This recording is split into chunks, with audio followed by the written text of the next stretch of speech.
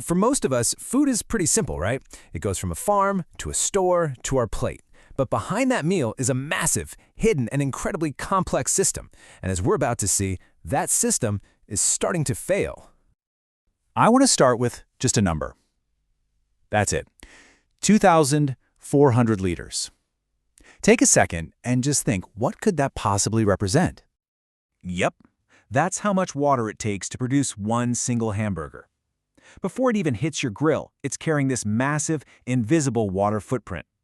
And this isn't really about the burger. It's our first big clue into the absolutely staggering resource cost of the system that feeds all of us.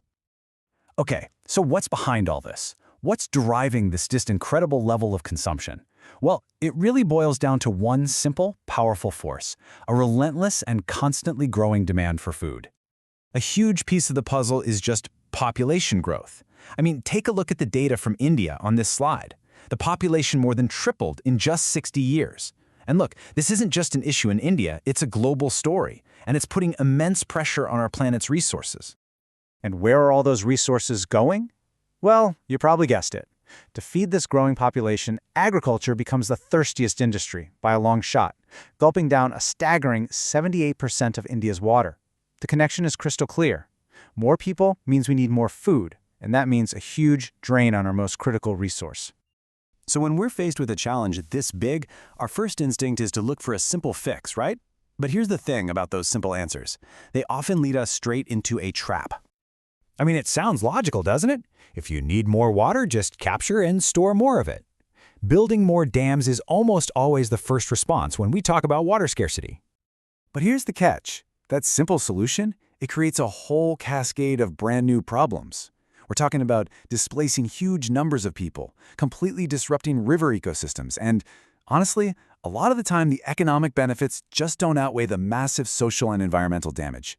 We end up in this classic trap where the cure is actually worse than the disease. All right, fine. So surface water is complicated. What about the vast reserves of water right under our feet? Let's just drill more wells. How hard can that be? Yeah, about that, this isn't really a solution. It's more like draining a savings account with no plan to ever refill it. We are pumping out water from underground aquifers way faster than they can naturally recharge. And look at this. Over 90% of that water is going straight into agriculture. We're creating a massive water deficit and just kicking a much bigger crisis down the road. So you start to see the pattern here, right? This is the trap. We build a dam and we hurt communities. We drill a well, we drain our future. We're just stuck in this cycle of solving one problem only to create a new, sometimes worse one. It really suggests we might be missing the real issue entirely. And that brings us to the real aha moments of all this. The problem isn't a lack of clever engineering. The problem is the system itself. It's the fundamental way we think about and use our resources. See, right now, we operate in what's called a linear system. It's a one-way street. Take, make, waste. We pull resources from the earth, we make something, and then we create waste that we have to get rid of. But nature works in a circular system. The waste from one process is always a resource for another. Nothing is ever truly thrown away. So why are we so stuck in this failing linear model? Well, it's perfectly explained by a concept called the tragedy of the commons. When a resource like water or land is shared by everyone, it's in every single person's short-term interest to take as much as they can. But when everyone does that, the resource collapses, and in the long run, everybody loses. This quote from the economist Kenneth Boulding just nails it. He said, "Anyone who believes that exponential growth can go on forever in a finite world is either a madman or an economist." It perfectly captures the absurdity of our current path. We're trying to run an infinite growth model on a very, very finite planet. The math just doesn't add up. So if our old way of thinking is the problem, then the only real solution is to find a new way of thinking. We need to shift our whole perspective from fixing individual parts to understanding the entire system. And this new approach is called systems thinking.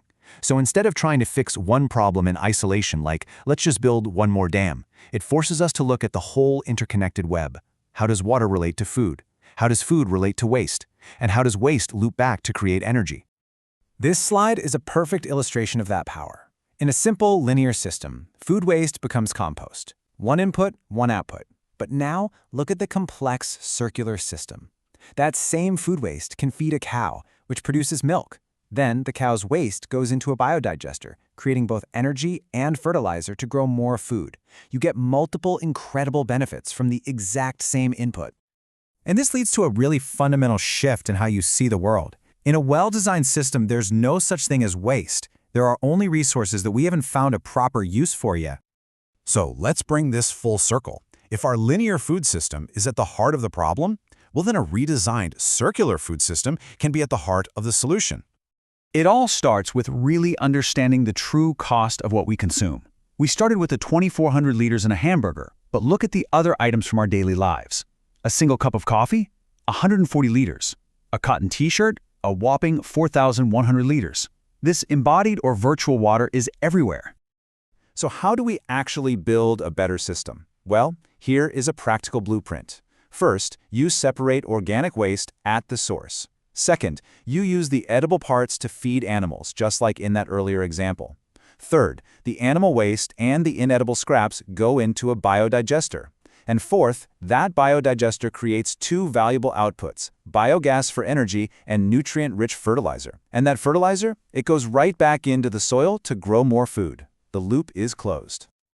This is the real power of a systems approach. You don't just solve your waste problem, you also create a new energy source, a new source of fertilizer, and a more resilient food supply. You solve a bunch of interconnected problems with a single, interconnected solution. We started this by seeing how our food system is all tangled up with these huge crises in water, land use, and waste. But what if that interconnectedness isn't a weakness? What if it's actually its greatest strength? What if that very complexity makes our food system the single most powerful lever we have for building a truly sustainable future?